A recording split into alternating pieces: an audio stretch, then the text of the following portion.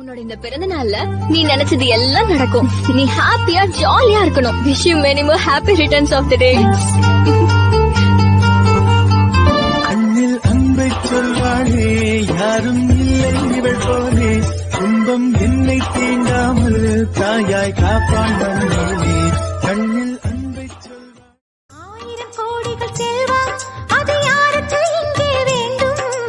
அரை நொடி என்றால் கூட இந்த ஆனந்தம் ஒன்றே போதும். பூவே எங்கள் தோட்டத்தை பார்க்க கூட்டாயா?